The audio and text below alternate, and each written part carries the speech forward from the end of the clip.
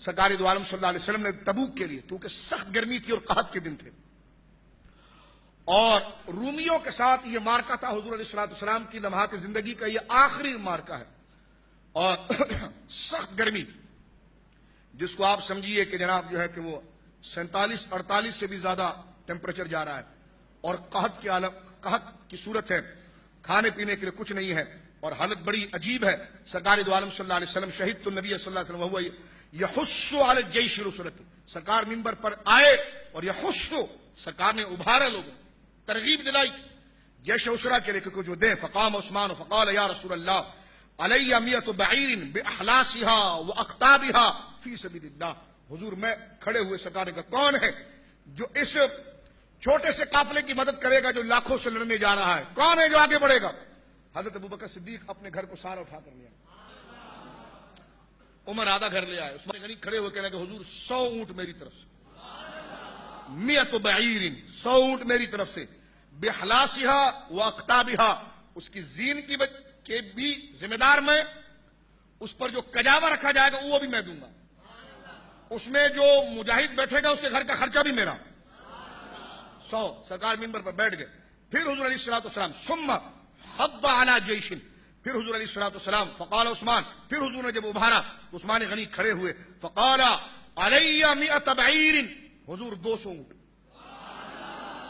باحلاسها واقطابها فی سبیل اللہ، اس کے کجاوے کے ساتھ، اس کی زین کے ساتھ، جو مجاہد جائے گا اس کے خرچے کے ساتھ۔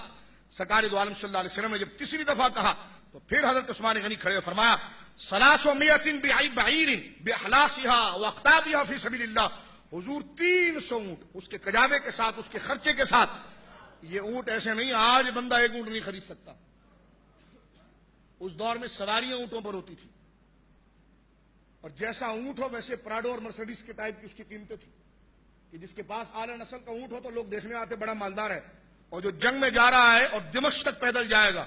اور گرمی میں جائے گا، وہ عام کوئی گدھے نما اونٹ نہیں بلکہ وہ سرخ عربی، وہ اعلیٰ اونٹ کے جس کی قیمتیں بھی ہزاروں درہم میں ہیں، اور عثمان غنی کھڑے ہو کر بار بار کہتے ہیں 100 اونٹ 100 اونٹ۔ بعض علماء نے کہا کہ ایک روایت ہے کہ 10,000 اونٹ، اور ایک روایت ہے کہ 1,000 اونٹ اپنے جیب خاص سے آپ نے دی۔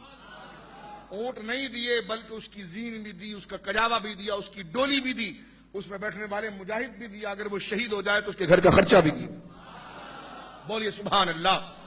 سرکار دو عالم صلی اللہ علیہ وسلم نے جب آخری دفعہ یہ کہا، عثمان غنی کھڑے ہوئے عرض کیا یا رسول اللہ 300 اونٹ، اور ایک روایت 10,000 اونٹ۔ بولو سبحان اللہ۔ کہ رأیت رسول اللہ صلی اللہ علیہ وسلم، راوی کہتا ہے کہ میں نے دیکھا ینزل علی المنبر، میں نے دیکھا کہ حضور منبر سے اترے، وہ یقول، اور سرکار بار بار زبان سے یہ کہتے مالا عثمان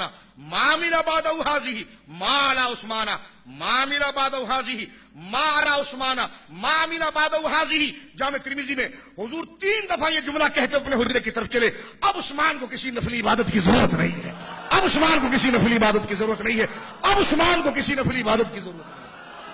بولیے سبحان اللہ۔ ایک حدیث میں تو یہاں تک آتا ما ضر عثمان ما عمل بعد اليوم، فرمایا آج کے بعد عثمان کو کوئی گناہ ضرر ہی نہیں دے سکتا،